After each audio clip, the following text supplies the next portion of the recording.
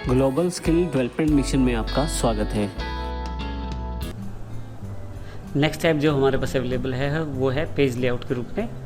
Page layout में काफ़ी सारे ग्रुप्स हमारे पास अवेलेबल हैं, जैसे themes, page setup, page background, paragraph और अरेंज। सबसे पहले थीम्स की जानकारी लेते हैं। बाय डिफ़ॉल्ट हमारे पास जो थीम्स अवेलेबल हैं, थीम्स पे क्लिक कीजिए, इस पर काफ़ी सारे थीम्स आपके पास अवेलेबल हो जाएंगे। जैसा थीम चाहिए आप वो क्लिक करके एप्लीकेबल कर सकते हैं। आप चाहें तो यहाँ कलर पैनल पे आके थीम का जो कलर चेंज करना चाहते हैं वो भी चेंज कर सकते हैं। आप उस थीम के साथ जो फ़ॉन्ट हैं वो भी चेंज कर सकते हैं और इस तरह से इफ़ेक्ट भी आप उसमें चेंज कर सकते हैं। इस तरह से आप थीम का यूज़ कर सकते हैं। अगला ग्रुप हमारे पास जो अवेलेबल है वो है पेज सेटअप। पेज सेटअप में सबसे पहली कमांड मार्जिन्स की है। मार्जिन पे आप क्लिक करें। आप चाहें तो पेज के लिए डिफरेंट टाइप का मार्जिन आप चूज़ कर सकते हैं। नॉर्मल, नैरो, मॉडरेट, जैसा मार्जिन आप चाहें वैसा ले सकते हैं। कस्टम मार्जिन पे जाके आप अपनी इच्छा या रिक्वायरमेंट के अनुसार भी मार्जिन आप सेट कर सकते हैं। नेक्स्ट कमांड हमारे पास है ओरिएंटेशन। ओरिएंटेशन का अर्थ है कि पेज का हाइट यानी कि पोर्ट्रेट में दिखाया जाए या विड्थ यानी कि लैंडस्केप में दिखाया जाए। अब बाय डिफ़ॉल्ट हमारे पास जो पेज आ रहा है वो पोर्ट्रेट में है। अगर मैं इसे लैंडस्केप पे क्लिक कर दूं तो ये लैंडस्केप में कन्वर्ट हो जाएगा। इसे फिर से पोर्ट्रेट के लिए करने के लिए हमें ओरिएंटेशन में पोर्ट्रेट पे क्लिक करना पड़ेगा। अगला जो ऑप्शन है वो साइज़ है। हम यहाँ से अपने डॉक्यूमेंट के लिए पेपर का साइज़ सेट कर सकते हैं। बाय डिफ़ॉल्ट A4 साइज़ है। आप चाहें तो A6, A5 जिस तरह की आपकी रिक्वायरमेंट है उस तरह का साइज़ आप ले सकते हैं। आप चाहें तो मोर पेपर साइज़ पे जाके अगर आप कस्टम साइज़ देना चाहते हैं तो वो भी दे सकते हैं, ताकि आप अपने कंटेंट के अकॉर्डिंग या डॉक्यूमेंट के अकॉर्डिंग पेज चुन सकें। नेक्स्ट जो कमांड हमारे पास अवेलेबल है वो है कॉलम के रूप में। मान लीजिए कोई पैराग्राफ जो कि मेरे पास डॉक्यूमेंट में लिखा हुआ है, अगर उसे मैं कॉलम्स में कन्वर्ट करना चाहता हूँ तो उस पैराग्राफ को सिलेक्ट कर लूँगा। यहाँ से इसे मैं कॉलम्स में कन्वर्ट कर सकता हूँ। कितने कॉलम चाहिए मैं अपनी इच्छा के अनुसार या अपने रिक्वायरमेंट के अनुसार चुन सकता हूँ। जैसे मैंने 2 कॉलम्स पिक कर लिए। इस तरह से हम अपने कॉलम्स इंसर्ट कर सकते हैं। आप चाहें तो ज़्यादा कॉलम्स के लिए मोर कॉलम्स पे जाएं और यहाँ से आप कितने कॉलम चाहते हैं वो बता दें। कॉलम विड्थ और स्पेसिंग यहाँ से सेट कर सकते हैं। आप चाहें तो बीच में लाइन दे सकते हैं कॉलम के। ओके करते ही देखिए बीच में लाइन आ जाएगी। जैसे कि मैं 2 कॉलम ले रहा हूँ और मोर कॉलम्स पे जाके मैं सिर्फ 2 कॉलम्स के साथ ही बीच में लाइन डाल देता हूँ तो देखिए बीच में लाइन आ जाएगी। अगली कमांड जो हमारे पास अवेलेबल है वो बहुत ही महत्वपूर्ण कमांड है, ब्रेक्स।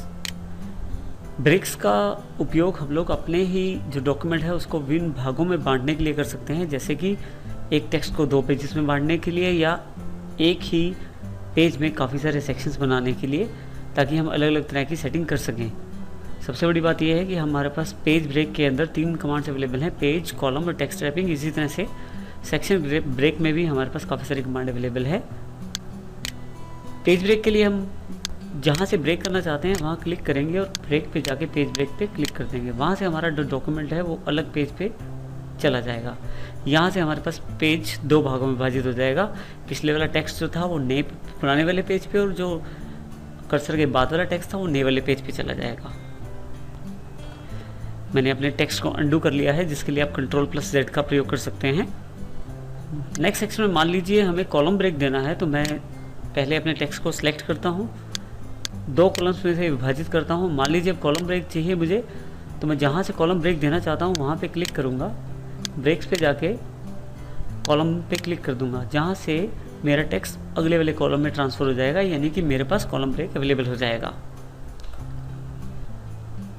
कई बार हमारे पास ऐसी आवश्यकता होती है कि हम एक ही डॉक्यूमेंट के अंदर अलग अलग तरह की फॉर्मेटिंग, अलग तरह का साइज़ या अलग तरह का मार्जिन सेट करना चाहते हैं या अलग तरह का ओरिएंटेशन सेट करना चाहते हैं। इन सब चीज़ों के लिए हमारे पास सेक्शन ब्रेक्स अवेलेबल है। सबसे पहले हम लोग इसमें मैंने एक खास चीज़ ऑन कर दी है। आप होम पे जाएं और मार्क ऑप्शन ऑन कर लें, ताकि आपको सारे सेक्शन ब्रेक दिखाई दें। मार्क का सबसे बड़ा फ़ायदा यह है कि सभी सेक्शन ब्रेक या पेज ब्रेक को आपको दिखा देता है कहाँ आपने डाले थे। सेक्शन ब्रेक के लिए सबसे पहले आप माउस कर्सर क्लिक कर दें जहाँ से आप सेक्शन ब्रेक करना चाहते हैं। पेज लेआउट पे ब्रेक्स में आके सेक्शन ब्रेक, जैसे नेक्स्ट पेज के लिए, तो यहाँ से उसने सेक्शन ब्रेक कर दिया है जो कि अगले पेज पे चला गया है। इस पेज में जो सेक्शन ब्रेक है, यहाँ से मैं इस पेज की सेटिंग अलग कर सकता हूँ। जैसे कि मुझे ओरिएंटेशन लैंडस्केप चाहिए, तो देखिए ये वाला जो पेज है ये लैंडस्केप है, पिछले वाला पेज जो है वो पोर्ट्रेट ही है। इसी तरह से मैं चाहूँ तो इसका मार्जिन भी अपने अकॉर्डिंग सेट कर सकता हूँ, जिसका पिछले वाले पेज पे कोई भी फ़र्क नहीं पड़ेगा। अब यहाँ पे ये बात ध्यान देनी ज़रूरी है कि ये जो पेज है जो लैंडस्केप में है, इससे अगले वाला पेज वो भी लैंडस्केप में है। मैं चाहता हूँ कि इस पेज को उस पेज की सेटिंग से अलग कर दिया जाए, तो मैं लास्ट में क्लिक करके फिर से ट्रैक्स पे जाके नेक्स्ट ट्रैक पे एक सेक्शन और डाल दूंगा, ताकि मैं इस पेज की सेटिंग पिछले वाले पेज से अलग कर सकूं। इस तरह से मैं सेक्शन ब्रेक का प्रयोग कर सकता हूं अपनी पेज को डिफरेंट पोर्ट ओरिएंटेशन या डिफरेंट तरह के मार्जिन या डिफरेंट तरह की सेटिंग्स देने के लिए। हमें एक बेनिफिट और है, अगर हम चाहें तो डिफरेंट तरह के हेडर फुटर डिफरेंट पेजेस पे अप्लाई कर सकते हैं। इसके लिए सबसे पहले मैं एक हेडर डालना चाहता हूँ इसमें। जैसे मैंने सिंगल हेडर डाला इसमें। अब हेडर के नीचे देखिए सेक्शन 1 लिखा आ रहा है, जिसका मतलब ये पहला हेडर है हमारा। यहाँ कुछ भी लिख सकते हैं, मैंने फर्स्ट हेडर टाइप किया है।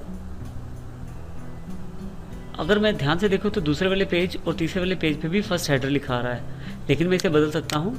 लेकिन बदलने से पहले एक बात का ध्यान रखना ज़रूरी है कि ये जो फर्स्ट हेडर है, देखिए यहाँ पे ये जो पॉइंट शो कर रहा है सेम एज प्रीवियस, ये बता रहा है कि हमारा ये जो हेडर है ये लिंक है पिछले वाले पेज के हेडर के साथ। मैं चाहूँ तो इस लिंक को हटा सकता हूँ, मुझे करना सिर्फ इतना है, हेडर क्लिक करके लिंक टू प्रीवियस ऑफ कर देना है। देखिए यहाँ से सेम एज प्रीवियस हट गया, जिससे कि इस हेडर का पिछले वाले हेडर से लिंक अलग हो गया है। अब मैं चाहूँ तो कुछ अलग टेक्स्ट भी यहाँ दे सकता हूँ, जैसे कि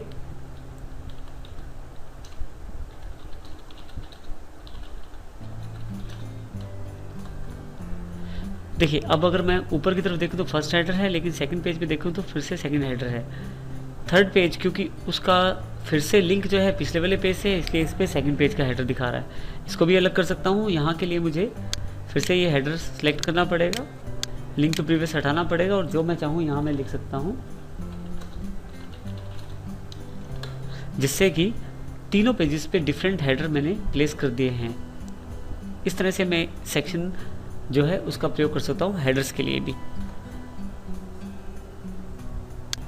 सेक्शन का प्रयोग हम लोग कंटिन्यूस पेज के लिए भी कर सकते हैं, यानी कि एक ही पेज पे आप चाहें तो फॉर्मेटिंग या आप चाहें तो मार्जिन अलग कर सकते हैं। जैसे कंटिन्यूस पे मैंने क्लिक कर दिया तो यहाँ से सेक्शन ब्रेक कंटिन्यू हो गया है। अगर अब मैं चाहूँ तो जो मेरा ये सेक्शन है इसको सिलेक्ट करके मैं इसका मार्जिन अलग भी कर सकता हूँ, जो कि पिछले पेज से या जो पेज हमारे पास जो चल रहा है उस पेज से अलग है, क्योंकि ये एक ही पेज पे इसने दो पार्ट में पेज को डिवाइड कर दिया है सेक्शन ब्रेक के द्वारा, जिसमें पेज तो वही है लेकिन यहाँ से सेक्शन ब्रेक हो गया है, ताकि हम दूसरे वाले सेक्शन पे किसी भी तरह की टेक्स्ट फॉर्मेटिंग कर पाएँ। और आप चाहें तो इसमें फिर से मार्जिन अपने अकॉर्डिंग सेट कर सकते हैं, आप चाहें तो कॉलम प्रोवाइड कर सकते हैं। इसका फ़र्क पेज कंटिन्यू है उस पेज पे बिल्कुल नहीं फ़र्क पड़ेगा।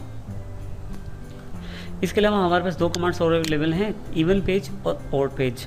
हम चाहते हैं एक सेक्शन चले और जो अगले इवन पेज तक कंटिन्यू रहे तो हम इवन पेज पे क्लिक कर देंगे, और हम चाहते हैं कि सेक्शन चले और इस ऑड पेज के साथ अगले ऑड पेज पे अवेलेबल रहे, तो उसके लिए हम ऑड पेज पे क्लिक करेंगे। हम चाहें तो जो टेक्स्ट हमने लिखा है उसके आगे लाइन नंबर भी डाल सकते हैं। उसके लिए लाइन नंबर पे क्लिक करें, कॉन्टिन्यूस पे क्लिक कर दें। जैसे आप कॉन्टिन्यूस पे क्लिक करते हैं देखिए हमारे पास लाइन के हर लाइन के आगे एक नंबर अवेलेबल हो जाता है। लाइन नंबर अगर हम डाल दें तो यहाँ लाइन नंबर में हमारे पास काफ़ी सारे ऑप्शन अवेलेबल हैं। ध्यान से देखो तो लाइन नंबर 1 से चल के जैसे 27 यानी कि 27 तक जा रहा है, उसके बाद 28 से लेके 35 तक जहाँ तक मेरी लाइन्स अवेलेबल हैं। अगर आप ध्यान दें तो काउंटिंग जो है वो कंटिन्यू है 27 के बाद 28। लेकिन अगर मैं चाहता हूँ कि ये काउंटिंग हर पेज से नई काउंटिंग शुरू हो जाए तो लाइन नंबर पे जाके आप रीस्टार्ट ईच पेज कर दीजिए, हर पेज पे आपकी काउंटिंग अलग अवेलेबल हो जाएगी। इस तरह से अगर आप सेक्शंस में बांट रखा है आपने पेजेस को और हर सेक्शन में आप काउंटिंग अलग चाहते हैं तो रीस्टार्ट ईच सेक्शन कर दीजिए, ताकि हर सेक्शन में आपकी काउंटिंग अलग हो जाए। अभी हमने कोई सेक्शन नहीं बांटा, इसलिए किसी भी तरह की सेक्शन की काउंटिंग अलग नहीं हुई है। इस तरह से हम इन काउंटिंग का प्रयोग कर सकते हैं। अब नल पहला ऑप्शन प्रयोग करेंगे तो लाइन नंबर ये हटा देगा। पेज सेटअप ग्रुप के अंदर जो लास्ट कमांड हमारे पास अवेलेबल है वो है हाइफनेशन। हाइफनेशन में आप वर्ड जो कि दो अगर लाइन में पूरा अगर वर्ड नहीं आ पा रहा है तो वो दो पार्ट्स में विभाजित हो जाएगा हाइफन का साइन लगा के। इसको प्रयोग करने के 2 तरीके हैं, आप चाहें तो ऑटोमेटिक या मैनुअल कर सकते हैं। अगर आप ऑटोमेटिक करते हैं तो मान लीजिए जैसे मेरे पास ये लाइन लिखी हुई है जिसमें विच और स्पेस के साथ कंटेन द कमांड लिखा हुआ है। अगर मैं यहाँ कोई वर्ड डालना चाहूँ, जैसे कि विल वर्ड का यूज़ करना चाहता हूँ, तो देखिए उसने ऑटोमेटिकली कंटेन के वर्ड के साथ हाइफन सेट कर दिया है। और ये तो हमारे पास हुई ऑटोमेटिक हाइफनेशन। अगर आप मैनुअल हाइफनेशन चाहते हैं तो मैनुअल पे क्लिक कीजिए, जहाँ जहाँ इसे लगेगा कि हाइफनेशन होनी ज़रूरी है उस तरह के वर्ड ये सिलेक्ट कर लेगा। आप येस कर दें तो उसको इसने हाइफनेट कर दिया वर्ड को, फिर से येस करते हैं, फिर से हाइफनेट। तो जहाँ जहाँ इसे लगेगा वर्ड हाइफनेट करने चाहिए वहाँ से हाइफनेट आपसे करवाएगा, और जितने वर्ड आपके हाइफनेट हो सकते हैं सारे हाइफनेट खुद कर देगा। हाइफनेशन कंप्लीट होते ही आपको मैसेज आएगा हाइफनेशन इज़ कंप्लीट। तो इस तरह से हाइफनेशन का प्रयोग कर सकते हैं आप अपने डॉक्यूमेंट में।